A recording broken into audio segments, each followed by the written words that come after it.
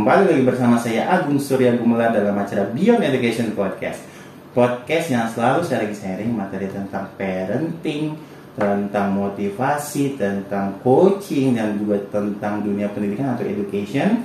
Dan juga kita juga sering menyiarkan atau misalnya menerima pertanyaan-pertanyaan atau materi sesi Q&A. Jadi bagi siapapun yang Q&A ini, silakan mau bertanya langsung saja. Di link deskripsi di bawah sudah disediakan semuanya. Ada link untuk bertanyanya berupa email. Jadi pertanyaan itu dikirimkan lewat email. Dan juga ada link Telegram, WA, ada link Blogspot juga untuk membaca artikel.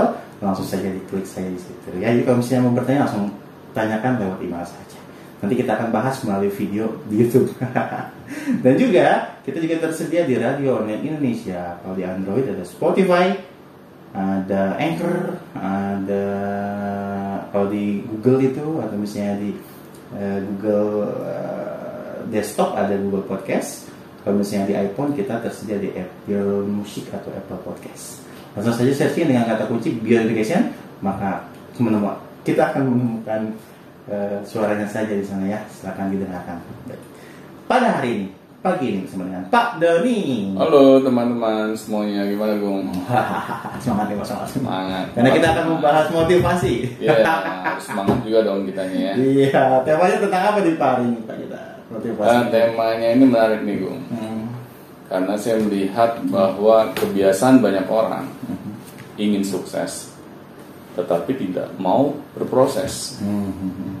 Nah, jadi saya beri judul tema kali ini adalah jangan protes terhadap proses.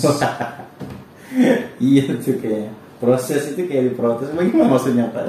Ya, jadi kita kan inginnya berhasil di dalam kehidupan. Iya. Pertanyaannya, apakah mungkin kita bisa berhasil di dalam kehidupan, tetapi kita tidak mau menjalani prosesnya? Tidak melakukan sesuatu. Ya, tidak mau melakukan sesuatu, kita tidak mau disiplin, kita tidak mau bekerja keras, kita tidak mau konsisten, kemudian mengambil konsekuensinya. Nah, jadi di sini kan sulit gitu. Betul. Kita selalu ingin hasil. Iya. Kita ingin hasil yang serba instan. Serba selesai, serba suksesnya cepat gitu. Benar.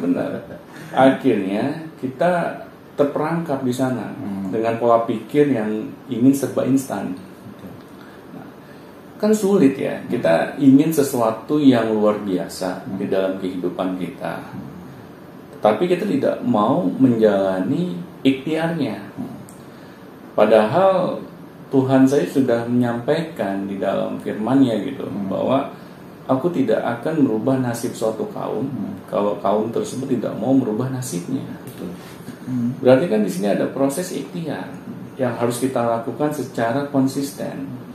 Kita tidak mungkin gitu ingin sukses dalam waktu yang tiba-tiba gitu. Iya, kebanyakan sih pengen cepatnya. Ya maksudnya kan logikanya ya, seseorang itu pengen cepat. Iya, pengen cepat. Nggak mau ribet. Benar. Nggak mau merintis. Nah, itu kayaknya kebiasaan-kebiasaan dari kecil seperti itu. Memang. Karena kan suatu kebiasaan itu pasti ada awalnya ya. Iya, pasti ada prosesnya. Ada prosesnya, tidak mungkin terjadi begitu saja. Karena kita sejak kecil tidak pernah diajarkan untuk mencintai proses. Kita hanya diajarkan untuk mencintai hasil. Betul. Kita sebut misalnya anak yang berprestasi itu adalah anak yang memiliki nilai raport yang nilainya bagus semua. Iya. Akhirnya ya sudah, anak-anak hanya fokus terhadap nilai. Sedangkan nilai ini kan ada kronologisnya. Tidak mungkin kan kita memiliki nilai bagus, tidak ada kronologisnya. Pasti kan kita harus belajar dengan giat, dengan disiplin. Kita harus benar-benar menyediakan waktu kita untuk mau belajar. Nah, tetapi karena hasil yang menjadi rujukannya, akhirnya kita ingin skip semua hal yang kita rasa ini tidak ada hubungannya gitu dengan hasil. Ngapain capek-capek belajar kalau nilai akhirnya jelek. Nah begitu ya. Jadi benar. Orang-orang mestinya dari kecil sudah terbiasa dengan pola-pola seperti itu. Iya, jadi makanya proses itu dikesampingkan lah, yang penting bagus di benar. bagus di hasil gitu. Sedangkan para pendidik saja kadang kita tidak mengapresiasi proses. Iya, sudah satu sistem sih Pak. Benar. Kita misalnya memuji anak-anak yang nilainya bagus saja. Anak-anak yang nilainya bagus, kita jadikan anak emas gitu. Kita selalu puji gitu di depan anak-anak yang lain. Akhirnya kan anak-anak yang lain ini merasa diri saya ini tidak berarti gitu. Kita tidak diapresiasi kerja keras kita selama ini dalam belajar. Nah di sini kan akhirnya anak-anak melihat, oh kalau mau dipuji, kalau mau dihargai, fokusnya terhadap hasil saja, bukan terhadap proses kita belajar. Jadi gimana caranya hasilnya bagus itu? Akhirnya kita dengan segala cara untuk meraih nilai bagus.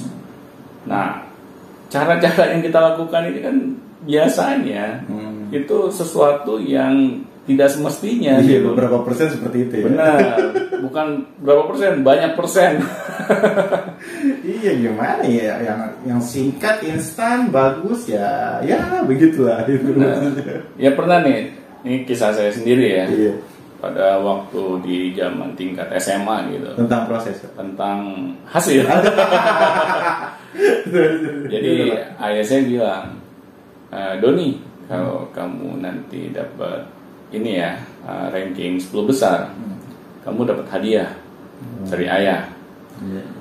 Berarti kan ayah saya merangsang saya untuk mendapatkan hasil, dengan konsekuensinya saya mendapatkan hadiah. Rujukannya ranking 10 besar. Ranking kan hasil. Ya betul. Nah akhirnya begitu nih ayah. Benar ya hadiahnya ya. Kalau saya dapat ranking 10 besar saya dapat hadiah nih ya, jalan-jalan ya. Nah akhirnya ya saya menyusun strategi dong. Bagaimana nih caranya agar saya bisa dapat ranking 10 besar. Pada waktu itu saya melihat, kalau saya ingin mendapatkan ranking yang bagus, berarti tempat duduk waktu ujian menentukan hasil. Iya kan, karena tempat menentukan hasil gitu. Nah itu. Nah pada waktu itu ya saya dengan sengaja gitu datang lebih pagi pada waktu hari ujian. Nah, saya melihat tuh di dalam kelas siapa nih yang ranking minimal 3 besar. Saya harus duduk di samping. Itu ya kan? Caranya. Biar saya ketularan, dapat ranking yang bagus juga. Dapat jawabannya yang penting. Nah itu. Nah akhirnya kan ketika saya melihat di dalam kelas, oh ternyata yang ranking 1 tuh duduknya ada di tengah-tengah. Ya sudah, ikuti aja gitu ya. Ikuti saja. Saya duduk di sampingnya. Nah, saya bilang ke anak yang rankingnya ini bagus. Nanti pas ujian dimulai, jangan lupa ya. Bagi-bagi jawaban, saya bilang gitu kan. Oh iya, gampang. Nah akhirnya sudah. Dapat itu Pak. Ya saya copy paste jawabannya gitu kan selama ujian gitu. Itu ranking 10 besar dapat ya. Ya pastinya ya kan. Nah di sini kan yang saya lihat bahwa orang tua saja mengajarkan kepada anak-anaknya, yaitu kita harus lebih fokus terhadap hasil. Dari dulu ya. Rangsangannya ya nggak jauh-jauh dari situ. Benar, bukan fokus terhadap proses. Akhirnya sudah pola pikir kita dari kecil sampai dewasa karena dibentuk seperti itu.